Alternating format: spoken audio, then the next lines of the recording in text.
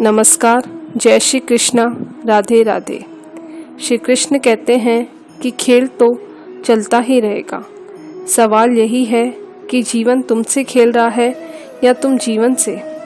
इंसान की आर्थिक स्थिति कितनी भी अच्छी क्यों न हो, जीवन का सही आनंद लेने के लिए उसकी मानसिक स्थिति भी अच्छी होनी चाहिए। जो व्यक्ति जितना शांत होता है उतनी गहराई से अपनी भक्ति का प्रयोग करता है। घमंड न करो अपने रूप और रुपयों पर, क्योंकि मोर को भी उसके पंखों का बोझ उड़ने नहीं देता। श्री कृष्ण कहते हैं, सही वक्त में पिए गए कड़वे घूंट हमारे जीवन को मीठा कर जाते हैं। रिश्ते हों या रास्ते, जब तक ठोकर नहीं लगती तब तक सही गलत का ज्ञान नहीं हो पाता। जिंदगी में कभी भी अपने किसी हुनर पर घमंड मत करना, क्योंकि पत्थर जब पानी में गिरता है तो अपने वजन से डूब जाता है।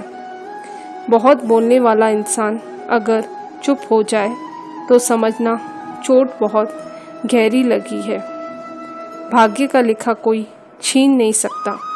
अगर हो विश्वास ऊपर वाले पर तो वो भी मिलेगा जो तेरा हो नहीं सकता। जिसने पहला कदम उठा लिया वो अंतिम भी उठा लेगा। कठिनाई पहले में है, अंतिम में नहीं। कुदरत के फैसले पर शक मत करना। अगर सज़ा मिल रही है तो गुनाह भी हुआ होगा।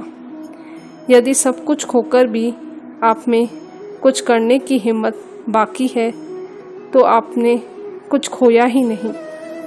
भगवान श्री कृष्ण कहते हैं, अगर तुम्हें किसी ने दुखी किया है तो बुरा मत मानना। लोग उसी पेड़ पर पत्थर मारते हैं जिस पेड़ पर ज़्यादा मीठे फल होते हैं। कोई कुछ भी बोले, स्वयं को शांत रखो। धूप कितनी भी तेज हो, समुद्र सूखा नहीं करते। बुद्धि सबके पास है। चालाकी करनी है या ईमानदारी, यह संस्कारों पर निर्भर करता है। किसी से बदला लेने में समय व्यर्थ न करें, क्योंकि जो आपको चोट पहुंचाता है वो अपने कर्म का स्वयं सामना करेंगे। अगर तुम्हें कोई तकलीफ़ बताए तो उसे अच्छे से सुनना, क्योंकि तुम सिर्फ सुन रहे हो और वो महसूस कर रहा है। बात इतनी मधुर रखो कि कभी वापस लेनी पड़े तो कड़वी न लगे। किसी से ज़्यादा नाराज़ होने से अच्छा है अपने जीवन में उसकी अहमियत कम कर दो। चंदन का वृक्ष जहाँ भी होता है वह दूसरे पौधों में सुगंध फैला देता है। दूध की संगति से पानी का भाव भी बढ़ जाता है। इसी प्रकार हम जिसकी संगति में रहते हैं वैसे ही बन जाते हैं। एक समय की बात है, एक धनी सेठ था। उसका एक बेटा था। वो चाहता था कि उसका बेटा बड़ा होकर कारोबार संभाले, लेकिन उसे पता चला कि उसका बेटा गलत संगत में पड़ गया है। सेठ के लाख समझाने पर भी उसका बेटा उसकी बात नहीं मानता। जब वो उसे डांटता तो उसका बेटा उसे कहता कि किसी के साथ उठने बैठने से कोई बिगड़ नहीं जाता। एक दिन सेठ बाजार गया और बाजार से सेब लेकर आया। इसमें एक सड़ा हुआ सेब लाया। सेठ ने उन सेबों को बराबर बांटकर दो अलग अलग थैलों में डाल दिया। फिर उसने बेटे को बुलाकर कहा, इन दोनों थैलों को अलग अलग जगह पर रख दो। तभी बेटे को समझ नहीं आया। सेठ ने अलग से लाया हुआ सड़ा हुआ सेब निकाला और एक थैले में डालते हुए कहा कि ये सेब सड़ा हुआ है, बाकी के सेब सही है। इस थैले में इसको डाल देता हूँ। अगले दिन उसने बेटे से कहा, जाओ दोनों थैले लेकर आओ। बेटा तो एक थैला लेकर आया। जब वो दूसरा लेने गया तो उसे बदबू आने लगी। उसने देखा कि उस थैले में से बदबू आ रही थी। तभी सेठ ने कहा कि जिस प्रकार एक सड़ा हुआ सेब बाकी सेब को सड़ा देता है, उसी प्रकार एक बुरी संगति का इंसान भी बाकी के लोगों की संगति को बिगाड़ देता है।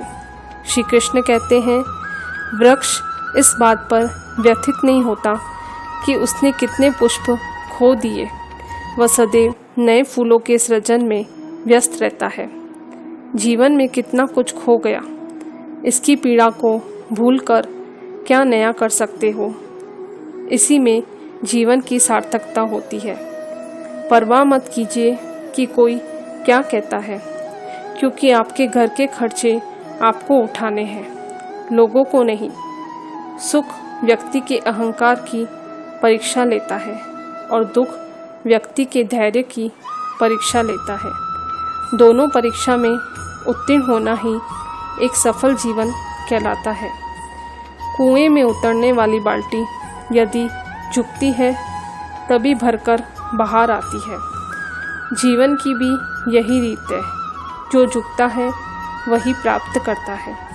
श्री कृष्ण कहते हैं, जो पिता के पैरों को छूता है वह कभी गरीब नहीं होता, जो माँ के पैरों को छूता है वह कभी बदनसीब नहीं होता, और जो भाई के पैरों को छूता है वो कभी गमगीन नहीं होता।